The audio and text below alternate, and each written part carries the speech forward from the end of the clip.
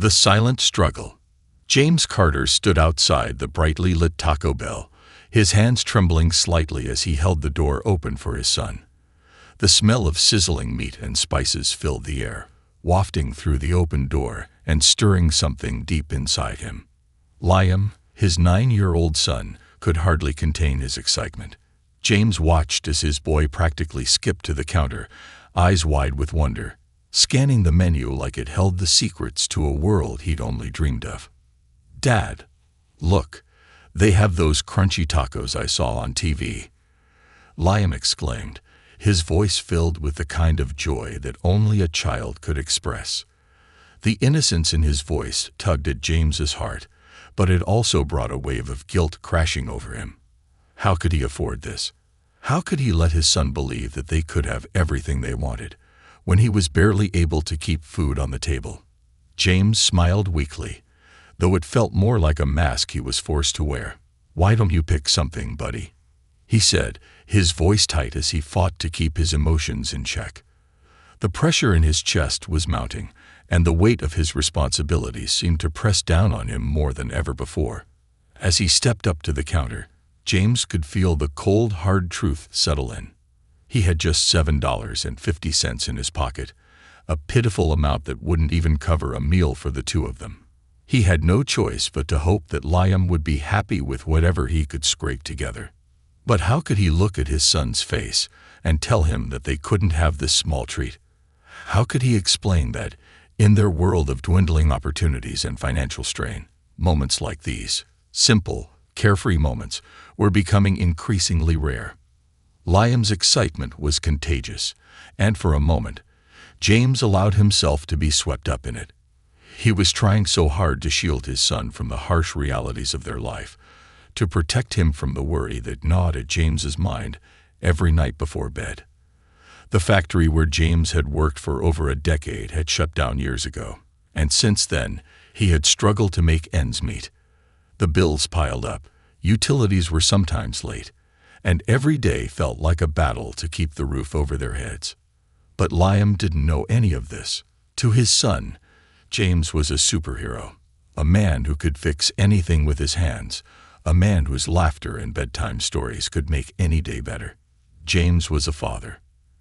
And as a father, he would do anything for his son. "Dad, I'll have the tacos." Liam grinned, looking up at him with eager eyes. James's heart sank. He reached for his wallet and found only a few crumpled bills inside. He had hoped for more, but reality had never been kind. He counted the money in his hand, feeling the shame settle in the pit of his stomach. He could barely afford the essentials, let alone a luxury like Taco Bell. But how could he say no? How could he disappoint his son when all Liam had ever known was love and sacrifice? The silence between them felt heavy, but Liam didn't seem to notice. He was too busy imagining the taste of those tacos, the promise of a rare treat. It was the kind of thing James had promised himself he would always give his son. Joy, even in the smallest form. But joy was fleeting, and so were the small things, and James could no longer ignore the painful truth that he was running out of time to change things. He had been too proud to ask for help, too embarrassed to admit how bad things had become. It had been a silent struggle, a struggle that gnawed at him from the inside out. As the cashier rang up their order, James's mind raced. Could he stretch the $7.50 far enough? Or would he have to make a decision he wasn't ready for? Liam bounced on his heels, eager to sit down and enjoy his meal. He was so full of hope and energy, completely unaware of the weight his father carried. To him, the world was still filled with wonder, and everything was possible if they worked together. James couldn't help but smile at his son's joy, even as his heart twisted with a sense of powerlessness. It wasn't just about the lunch, it was about everything. The bills that came each month, the part-time handyman work that barely kept them afloat, and the unspoken fear that had become his constant companion. James knew he wasn't enough. He wasn't enough to keep their world from falling apart. "Here you go," the cashier said, snapping James out of his thoughts. "That'll be $7.43. James froze. He only had $7.50, leaving him with 7 cents to spare. The feeling of relief that washed over him was short-lived, however, as he realized that the fragile balance of their life was hanging by a thread. He handed over the cash and forced a smile as he took the tray of food. It wasn't much, but it was something. A small victory in a world that felt like it had forgotten him. Liam grabbed his taco with the same joy and enthusiasm as before, oblivious to the quiet storm swirling in his father's heart. As they sat down at a table by the window, James stared out at the world beyond, his thoughts consumed by the struggles he couldn't escape. He knew that, in that moment, he was just a father trying to give his son a moment of happiness, a fleeting moment in a life that had become defined by hardship. But something inside him stirred, a desire for change, for a better life for his son. Maybe it wasn't too late to find a way out of this mess. Maybe, just maybe, there was someone out there who could help. And maybe, just maybe, Keanu Reeves would be the one to show him that hope wasn't lost. A glimpse of hope. As James sat there, watching Liam happily munch on his taco, the weight of their reality pressed down harder than ever. His son's laughter filled the small corner of the Taco Bell, but it couldn't mask the gnawing sense of failure that had grown inside him over the years. James had always been the rock for Liam, the dependable father who could fix anything. But today, for the first time in a long while, James felt like the one thing that couldn't be fixed. The afternoon sun streamed through the window, casting a warm glow over their table. It was a moment of peace, a brief respite from the storm that had been raging in James's life for months. He couldn't help but smile at Liam, who was now enthusiastically explaining the next big idea he had for their Saturday afternoon. To Liam, life was still a big adventure, full of possibilities and surprises. But James knew better. Life was a series of obstacles, each one harder than the last. The factory closing had been the first blow. He'd worked there for years, built his life around that steady income. But when the factory shut down, it wasn't just a loss of a job. It was the loss of stability, the loss of security. Bills mounted up, and every day felt like a balancing act, trying to make sure there was enough money for food, rent, and everything else that came with life's demands. The handyman jobs he picked up barely covered the basics, let alone the little luxuries that most families took for granted. As James watched his son eat, he wondered when things had become so hard. When had his life transformed from a place of promise to one of quiet desperation? He tried to keep the burden of their struggles hidden from Liam, but deep down, James knew that his son could feel the weight of the world bearing down on him. Children were perceptive, and even though Liam had never explicitly voiced his concerns, James could see it in the way he sometimes clung to him a little longer or asked questions that seemed too mature for his age. And yet, despite it all, Liam remained hopeful. He was resilient, like his father had once been. James couldn't help but admire that strength. It was a reminder of the way things used to be for him. He had been strong once, unshakable, with a bright future ahead. But now, he had become just another person trying to scrape by, trying to survive, trying to make it through each day. But as James stared out of the window, a thought began to take root. Maybe he wasn't as helpless as he had been telling himself. Maybe there was still hope. Hope that had somehow slipped through his fingers without him realizing it. James wasn't one to ask for help, but there were times when he couldn't ignore the nagging voice inside him. Was it time to swallow his pride? To reach out and ask for something he had been avoiding for far too long? He had spent years convincing himself that if he just worked harder, if he just tried a little longer, things would turn around. But the truth was, he couldn't do it all on his own. And maybe, just maybe, there was someone out there who could help him.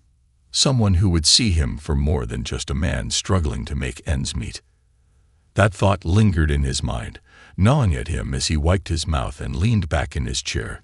He glanced over at Liam, who was now daydreaming about something far beyond the walls of the Taco Bell. James couldn't help but feel a sense of pride in his son.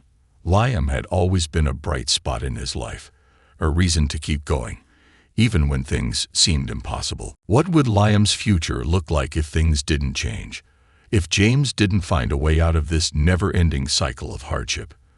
The question hung in the air, heavy and impossible to ignore. For the first time in months, James considered the possibility that there might be someone out there who could make a difference. He didn't know who that person was or how they would find him, but he had to believe that there was something more waiting for them. Something better. The thought of giving up, of settling for a life of quiet despair, didn't sit well with him. Not when he had a son who looked up to him like a hero. James wasn't ready to throw in the towel. Not yet. As they finished their meal, Liam's eyes sparkled with excitement as he eagerly spoke about what they could do next. "Dad, I want to go to the park.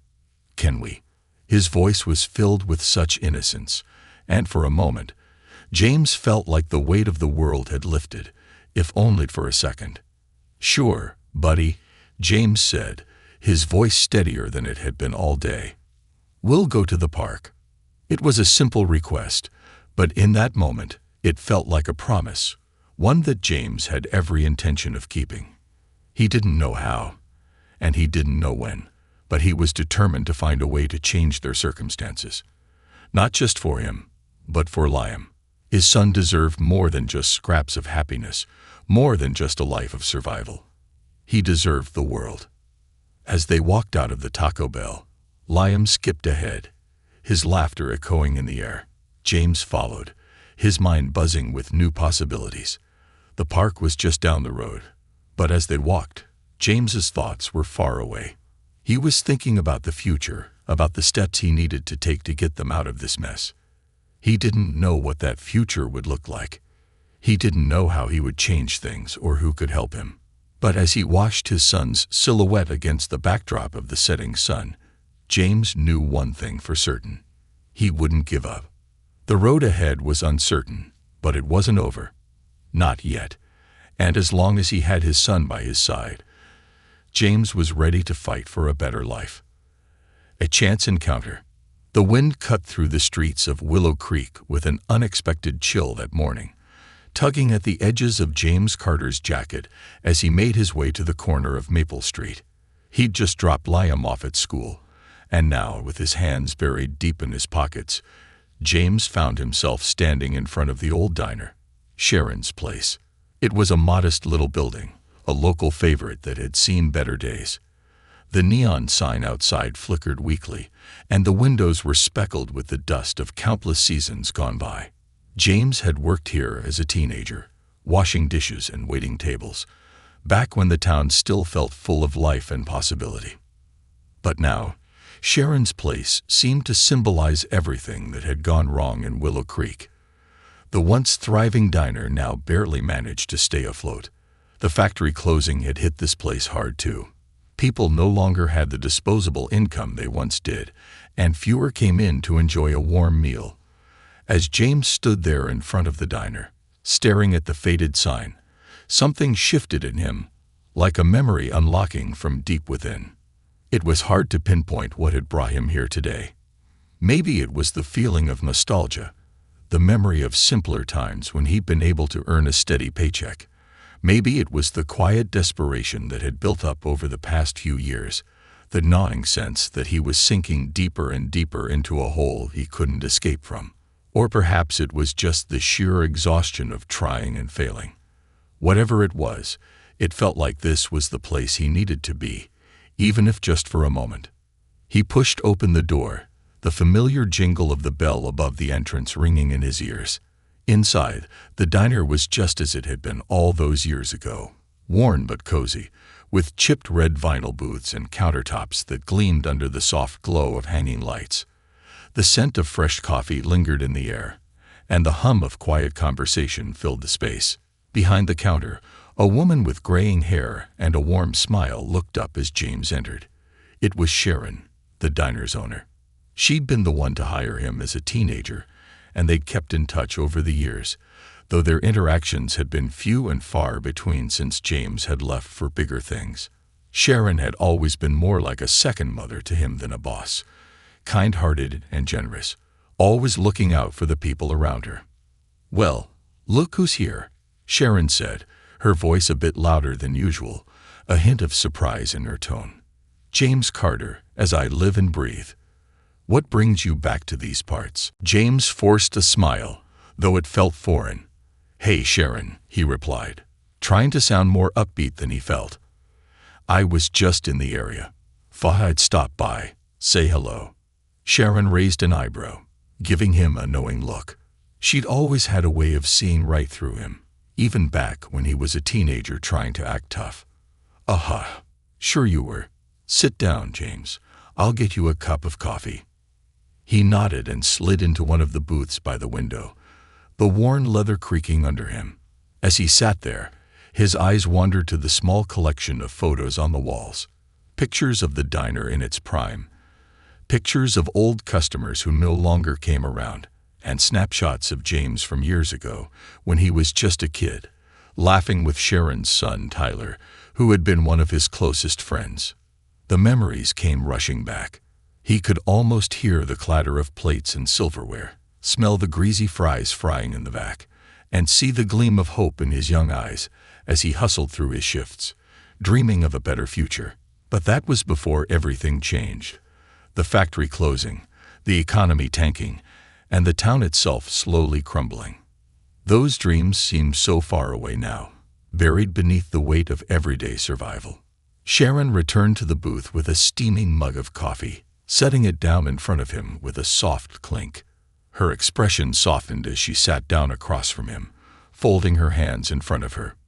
"James," she said gently, "I can see it in your face. Things aren't going the way you hoped, are they?" James looked down into his coffee, the steam rising in wisps around the rim. He didn't know how to answer that. He wanted to say, "It's fine. I'm managing," but the words felt hollow. The truth was, he wasn't managing. He was struggling, barely scraping by. "I'm doing what I can," he said finally, his voice low. "Just trying to keep up, you know." Sharon didn't press him for more details. She'd known him long enough to understand the language of pride, how it kept people from asking for help, even when they needed it most. Instead, she simply nodded, her eyes filled with a quiet understanding. "I know you're a proud man, James," she said, her voice kind but firm, "but you don't have to do it all alone." That simple statement hit James harder than he expected. He blinked, suddenly feeling vulnerable, as if a dam had broken within him. He had been carrying this weight for so long, never asking for help, never reaching out, convinced that he had to do it all on his own. But maybe, just maybe, that wasn't the answer. Maybe he didn't have to bear the burden alone. He took a deep breath, looking up at Sharon, her kind eyes urging him to speak. "I've been trying, Sharon," he admitted, his voice thick with emotion. "I've been trying for so long, but I feel like I'm losing ground. I don't know what else to do. I don't want to let Liam down. He deserves better than this." Sharon reached across the table, placing her hand gently over his. "You're not losing ground, James. You're just in a rough patch, and those come to everyone. But you're strong. I've seen it in you since you were a kid, and more importantly, you've got people who care about you, who want to see you make it through this." James felt his throat tighten, a lump forming in the back of his mouth. He had spent so long pretending to be strong, so long keeping up the facade of a man who had everything under control. But in this moment, in the quiet of Sharon's diner, he felt something he hadn't allowed himself to feel in years: hope. "I don't know where to go from here," he confessed, his voice cracking slightly. "But I'm scared. I'm scared of failing him, of not being enough." Sharon gave his hand a reassuring squeeze. "You're already more than enough for Liam. You've been giving him everything you have, and that's the most important thing. But don't be afraid to lean on others, James. It doesn't make you weak. It makes you human." For a moment, the world outside the diner seemed to fade away. The harshness of life, the mounting bills, the constant pressure. They all seemed distant. Here, in this small corner of Willow Creek, James could almost believe that things could be different. that maybe, just maybe, there was still time to turn things around. Sharon sat back, studying him carefully. You know, I heard something the other day that might interest you. There's a community fund in town, aimed at helping people who are struggling, especially families like yours. They offer job opportunities, financial aid, and even some mentorship programs. I know the people who run it. Maybe it's worth looking into. James blinked, startled by the suggestion. I didn't know about that. Where do I even start? Sharon smiled, a glimmer of mischief in her eyes. Leave that to me. I'll make a few calls. You just focus on taking care of yourself and that little boy of yours. James let out a quiet breath, his chest easing for the first time in what felt like forever. Maybe, just maybe, this was the chance he'd been waiting for. A real opportunity to break free from the weight that had held him down for so long. Thanks, Sharon, he said, his voice thick with gratitude. I didn't even know where to begin, but you just gave me a direction. That's what friends are for, she replied with a wink, as she refilled his coffee. Now go take care of your boy, James. He's lucky to have you. And as James stepped back out into the cold morning, a sense of warmth began to spread inside him. The road ahead was still uncertain, but for the first time in a long while, it didn't seem quite so impossible. The turning point. The morning after his conversation with Sharon, James found himself standing in front of the Willow Creek Community Center. His hands, shoved deep into his jacket pockets, felt cold despite the spring sun that was beginning to peek through the clouds. He had never been much for community programs. In fact, he had always viewed them with a sense of detachment, maybe even a bit of pride. He'd always believed that the way to succeed was through hard work, grit, and a refusal to give up. The idea of accepting charity, or even asking for help, felt foreign to him. But now, as he stood in front of the unassuming building with its simple banner proclaiming community support for all, he realized that things had to change.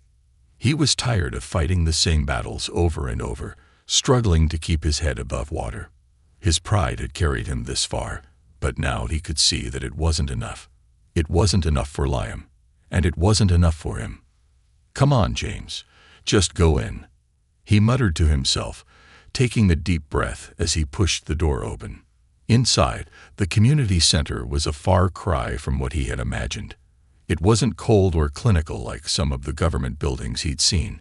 It was warm, welcoming, and bustling with activity. There were people of all ages sitting in chairs, chatting amongst themselves, some of them sipping coffee, others poring over flyers with listings of available jobs and services. A man behind the desk looked up as James entered. His face was familiar. Greg Mitchell, one of the town's more active residents, and a longtime volunteer at the center. James Carter, Greg said with a wide grin, as if he'd been expecting him. Good to see you, my friend. Sharon said you might be stopping by. How's things going? James paused for a moment, unsure of how to answer. His instinct was to put up the same wall he'd been building for years, to say everything was fine and keep his struggles to himself. But for the first time, he felt the weight of that pretense and found it hard to carry. Not great, he said finally, his voice quieter than he meant it to be. Just trying to figure things out. Greg nodded, understanding the unspoken words behind the statement. He had seen it before, had seen so many people come through the doors of the community center weighed down by life's hardships. He wasn't one to judge or press too hard, but he could tell James was at a crossroads. Well, Greg said, his voice warm, you've come to the right place. We got a lot of resources here that can help, whether it's finding work, paying bills, or just talking things through. There's no shame in asking for help, James. We're all in this together. The words hit James harder than he expected. He had always prided himself on his independence, and yet here was this man, a stranger in many ways, offering kindness without hesitation. It wasn't just about the services they offered. It was about the underlying message. For the first time in a long time, James felt like he wasn't alone. Maybe, just maybe, this was the first step toward something better. "Thank you, Greg," James said, swallowing the lump that had formed in his throat. "I didn't know where else to go." Greg smiled. "Well, you're here now, and that's what counts. Let me show you some of the programs we have that could help. We've got a job placement program, a mentoring network, and a small fund for people who are facing financial struggles. I'll also introduce you to Sarah. She's our case manager, and she's great at connecting people with the right resources." James nodded, feeling a mix of apprehension and relief. He was still uncertain about what this would mean for him or his son, but something about the genuine warmth of the place made him feel like he had a chance. Greg led him over to a table where a woman in her mid-30s sat, sorting through some papers. She looked up with a friendly smile, her short brown hair framing her face. "Sarah, this is James Carter," Greg said. "He's interested in some of the services we offer." "Hi, James," Sarah said, extending a hand. "I've heard a lot about you. Sharon mentioned you were struggling, but you've come to the right place. We've got a lot of resources here, and I'm confident we can find a way to help you." James took her hand, and for the first time in what felt like forever, he felt a flicker of hope. He had no idea where this path would lead, but it felt like the first step in the right direction. "Thanks," James said, his voice steadier now. "I don't really know where to start." Sarah smiled, her eyes kind. "Let's start with what you need most. Are you looking for work, financial assistance, or something else?" "I could use help finding work," James said, "and honestly, some financial assistance wouldn't hurt either. Things have been tight for a while." Sarah nodded, her expression thoughtful. "We can definitely help with that. We work closely with several local businesses and have a network of job opportunities that might be a good fit for you. And as for financial assistance, we have a fund that can help with things like rent, utilities, and food. We'll make sure we get you connected to the right resources." James felt a sense of relief wash over him. He had never been one to rely on others, but today he felt like he had no other choice. This wasn't charity, it was a lifeline. And as much as it hurt to admit that he couldn't do it alone, James knew that this was the right thing to do for him and for Liam. "Thank you," he said again, his voice thick with gratitude. "I didn't know where else to turn." "That's why we're here," Sarah said, "to help people like you. And you're not alone in this. We'll get you the support you need." Greg clapped James on the back. "See, you're already on your way. The first step is always the hardest, but you've made it. We've got your back, James." As James left the community center later that day, a small packet of resources in his hand, something inside him had shifted. It was still too early to say what would come from this, but he felt the first stirrings of hope. The weight that had hung over him for so long seemed just a little bit lighter, and for the first time in months, he allowed himself to believe that maybe, just maybe, there was a way out of the struggle. The road ahead was still uncertain, but now there was a path, a way forward, and for the first time in a long time, James felt the possibility of a future that wasn't defined by his failures or his struggles. It wasn't just about surviving anymore, it was about living. And as he walked home, his steps a little lighter, he couldn't help but think of Liam, of the life he wanted to give his son. The life he knew he could still provide, if only he took that next step. A new beginning. The days that followed James's visit to the community center were a blur of both optimism and challenge. It wasn't that life had suddenly become easy, but there was a distinct shift in the air around him. A kind of quiet confidence that came from knowing he wasn't in this fight alone anymore. For the first time in a long time, the weight of his responsibilities didn't feel as crushing. It was still there, but it was shared now, not just by him. Every morning, James woke up a little earlier than usual, his routine having subtly changed since his decision to reach out for help. The old familiar fears hadn't completely vanished. There were still moments when he would find himself staring at his reflection in the bathroom mirror, wondering how he would make it through the next day. But there was also a new sense of purpose behind his eyes. the kind of purpose that kept him moving forward despite the uncertainty. Liam, as always, had no idea of the internal battles his father fought each day. He was too busy with school, friends, and his own dreams of grand adventures. But the glow in his father's eyes, the slightly more relaxed tone to his voice, and the quiet pride in the way James carried himself, Liam noticed those things. It was the subtle differences, the small shifts, that made all the difference. It didn't take a child to see that something was changing. James knew he still had a long way to go.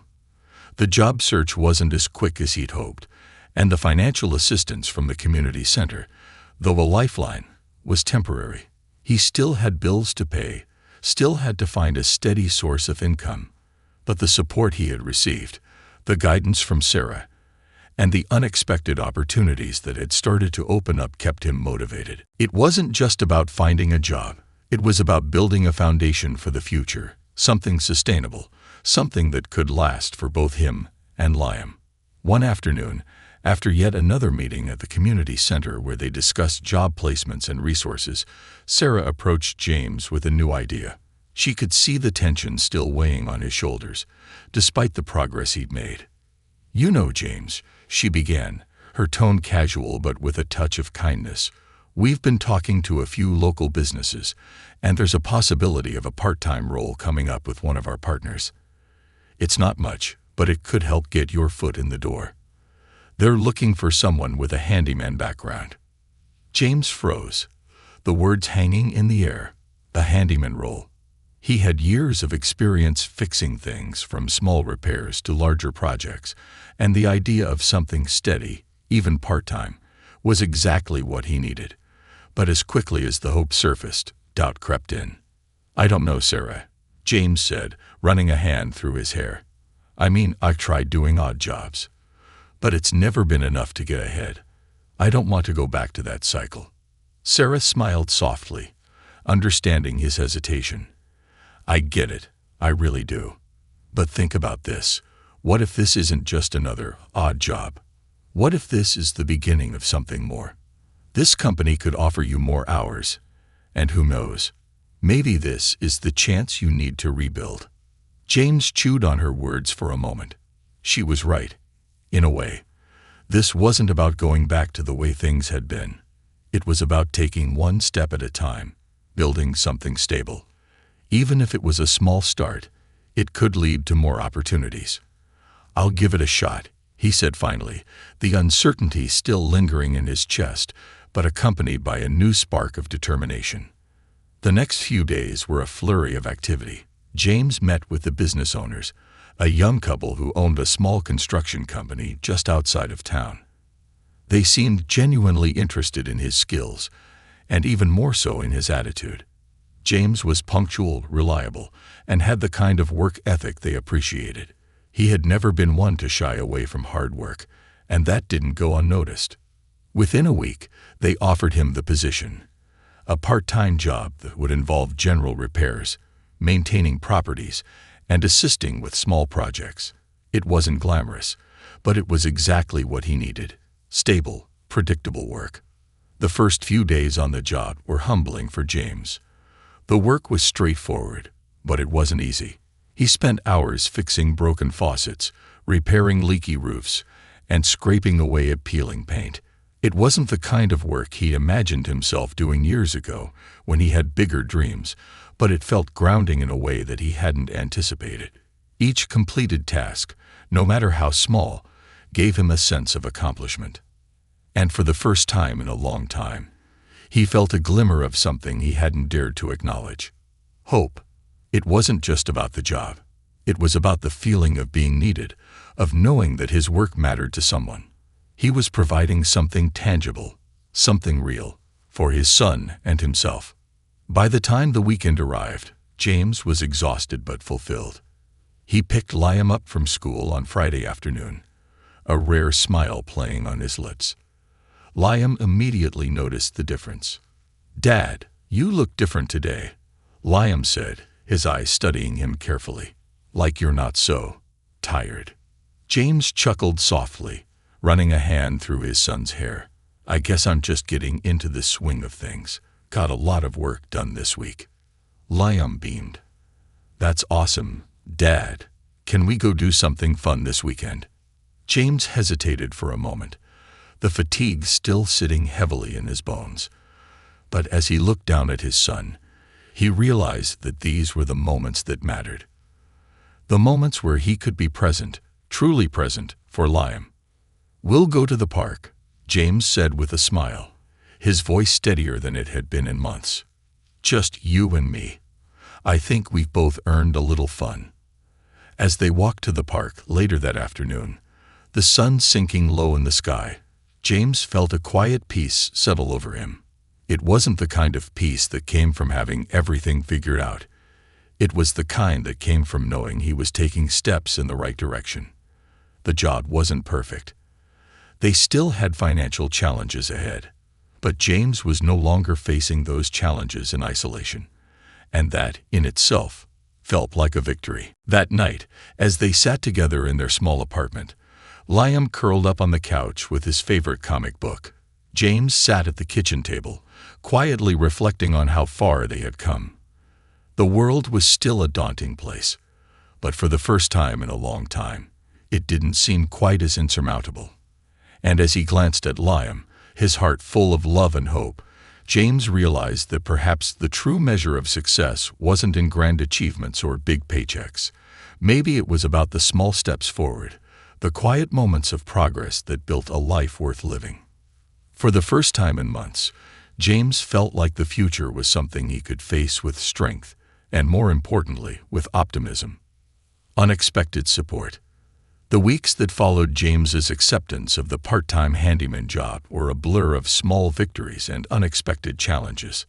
Life was no longer defined solely by the overwhelming pressure to survive. Instead, there was space, small but real, where hope and possibility had begun to take root. James's routine was consistent now.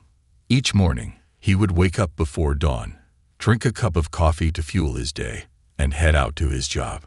The work was physical, tiring, and sometimes thankless, but it was honest, and every day it brought him one step closer to the kind of life he'd imagined for himself and Liam.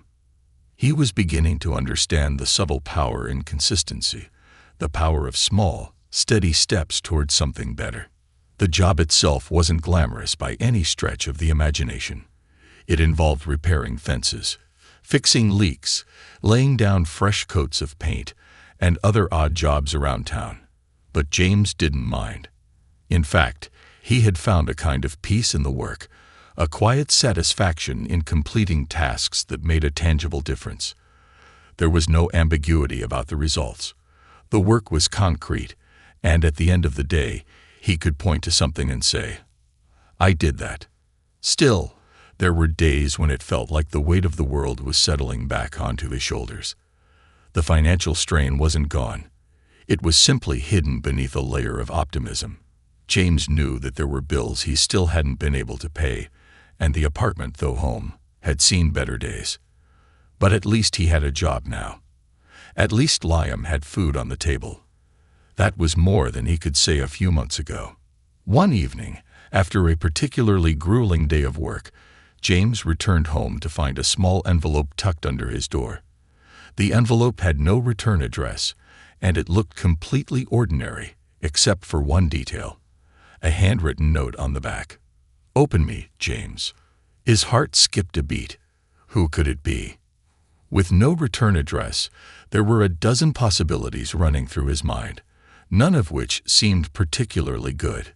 He opened the envelope cautiously, wondering if this was some sort of joke, or worse, another reminder of his financial struggles. Inside the envelope was a check, a small check, but a check nonetheless, for $1,000. James stared at the amount in disbelief. He looked at the check again and again, almost convinced that he was seeing things. There was no note attached, no explanation, just the check. His mind raced as he sat down on the edge of the bed, turning the check over in his hands. It wasn't a bank error. He had verified the authenticity with the bank the following day. It was real. But who had sent it? And why? The questions gnawed at him for days, but the most pressing one was how this unexpected windfall would impact his life. For the first time in a long while, he was no longer scrambling to meet immediate needs. For the first time, he felt like he had a little breathing room. After much deliberation, James decided to call Sharon. She had become a pillar of support for him during the past several weeks, and he trusted her judgment. He wasn't sure why he thought she might know anything about the check, but something in his gut told him she might. "Sharon, I need to ask you something," James said when she picked up the phone. "I got this check in the mail today. It's for $1,000. No return address, no note, nothing. I don't know what to make of it." There was a pause on the other end of the line, and then Sharon spoke, her voice soft but knowing. "James, you're not the first person in this town to receive something like that. There's been a group of local residents, a few people who've been helping out families who are struggling. They've been keeping it quiet for a while, but it seems they've decided to start reaching out more directly." James blinked, stunned. "A group? Why didn't I know about this?" Sharon chuckled softly. "Well, they don't want recognition. They do it quietly, anonymously. They don't want to be known for it. They just want to help where they can. They know what it's like to be in need, and they don't want anyone to go without. I think they saw what you were going through, and they wanted to lend a hand." James sat in stunned silence for a moment, the gravity of Sharon's words settling over him. There were people in this town, people he didn't even know, who had been quietly watching, quietly helping, and he had no idea. The gesture was almost too much to comprehend, and yet there it was, $1,000. It wasn't a fortune, but it was enough to cover several months' worth of rent, enough to keep Liam in school without worrying about tuition fees, enough to let James breathe a little easier. "I don't know what to say," James whispered, his voice thick with emotion. "How do I even thank someone for something like this?" Sharon's voice softened. "You don't have to thank anyone, James. Just know that people care. You've been through so much, and sometimes the universe has a way of offering a little help when it's most needed. Accept it. It's okay to lean on others when you need to." James closed his eyes, absorbing Sharon's words. The weight of pride that had once kept him from asking for help was lifting, and for the first time, he realized that he wasn't a failure for needing help. He was human, and humans were meant to rely on one another. The next morning, as he stood outside his apartment, staring at the small town that had always been home, James realized something he had never allowed himself to believe before, that help didn't always come from where you expected, and that there was no shame in accepting it when it did. There was no shame in acknowledging that he couldn't do it all by himself. That day, as he headed to work, he felt lighter, physically and emotionally, than he had in months. The $1,000 check wasn't the end of his struggles, but it was a symbol, a reminder that there were good people in the world, people who believed in each other. It wasn't just the check that changed things. It was the belief that others could see him, not just as the struggling father, but as someone worthy of help and support. He wasn't just surviving anymore. He was learning to live. And as the days passed, James began to realize that this small town, this seemingly ordinary place, was filled with extraordinary people. The kind of people who didn't ask for recognition or praise, but who quietly changed lives in ways that rippled out far beyond what anyone could see. James felt a profound sense of gratitude. He had no idea who had sent the check or how many others were helping in their own quiet ways. But one thing was certain, he wasn't alone anymore. And that, more than anything, was the beginning of something new. The power of kindness. The weeks continued to flow by, each one a mixture of small victories and quiet challenges. The weather was turning warmer now, and the days stretched longer, a reminder that change was not just happening within James's life, but also all around him. The mornings felt different, filled with the promise of something new, and even the steady hum of daily life seemed a bit brighter. James had learned more about himself in the past few months than he could have imagined. He had learned that pride, when taken too far, could be a hindrance, a barrier that kept him from receiving the very help he needed. He had learned that struggling in silence wasn't a sign of strength but of isolation. And most importantly, he had learned that kindness, whether from a stranger or a friend, had the power to change everything. The $1,000 check was just the beginning. It wasn't the grand solution to all of his problems, but it had been the catalyst, the spark that ignited a change in James. He had accepted the kindness of others, and in doing so, he had allowed himself to hope again. But it wasn't just the financial aid that had transformed his outlook. It was the reminder that people cared. That even in a world filled with uncertainty and hardship, there were people who saw each other's struggles and offered a hand when needed. With this new understanding, James's approach to life began to shift. He wasn't just going through the motions anymore. He was becoming active in his own growth. Every day, he tried to be more open, not just to help from others, but to giving help in return. He was becoming a part of the community in ways he never had before, and it was a quiet yet profound transformation. One evening after a long day of work, James found himself sitting on the porch of his small apartment, his feet propped up on the railing, a cool breeze ruffling his hair. Liam was inside, practicing his math homework, a stack of books scattered across the kitchen table. James had come to treasure these quiet moments, the ones that came after the work was done and the day had finally begun to slow. As the sky deepened into twilight, James reflected on how far they had come. He could still remember those dark days, standing in front of Taco Bell, his heart heavy with the weight of not being able to afford a simple lunch for his son. But now, things were different. He wasn't just scraping by. He was rebuilding. And that meant more than just surviving. It meant thriving. But even with the progress he had made, there were still days when the weight of his responsibilities felt overwhelming. The bills never stopped coming, the rent was always due, and the world outside still carried its own set of harsh realities. Yet James had learned to find strength in the most unexpected places. He had learned to lean on others without feeling ashamed, to take small steps forward, and to embrace the quiet moments of peace that came with simply doing his best. One Saturday afternoon, as the town of Willow Creek buzzed with the energy of a local festival, James found himself at the center of the event. It was a warm, sunny day, and families had gathered in the park, enjoying food, music, and games.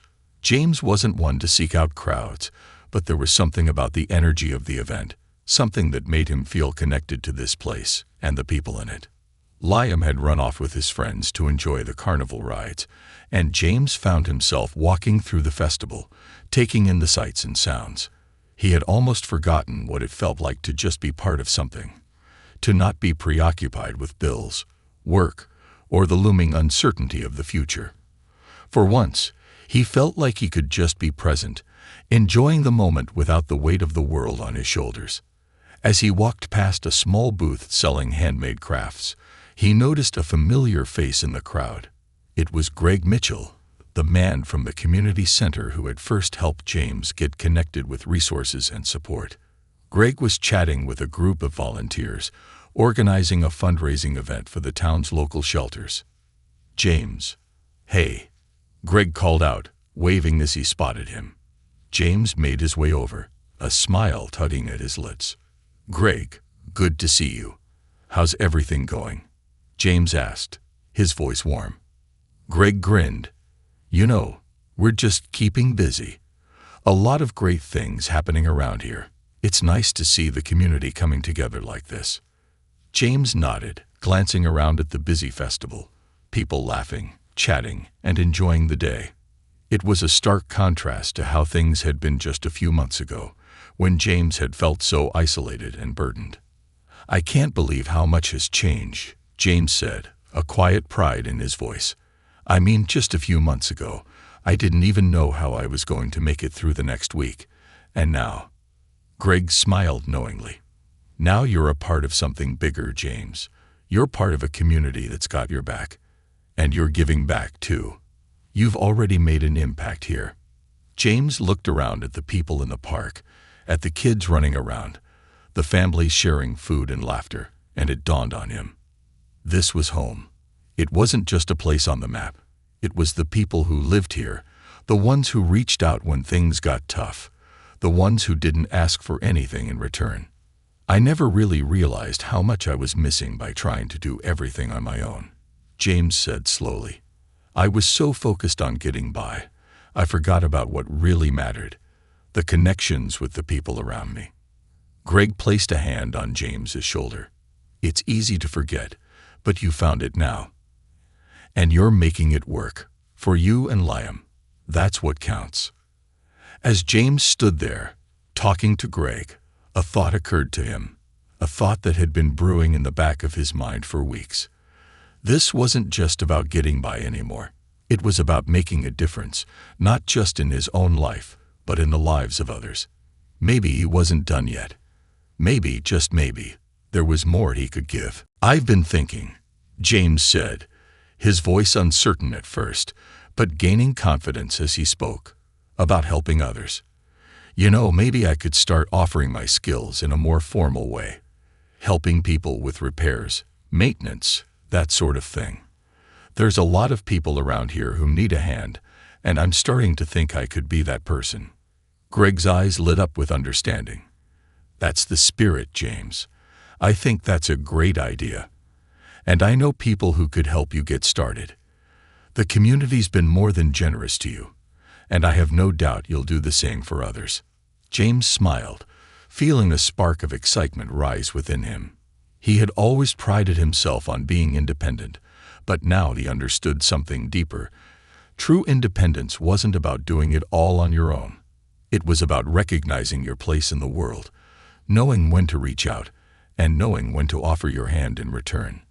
As the sun set over Willow Creek, casting a golden glow over the festival, James realized that his journey wasn't just about surviving.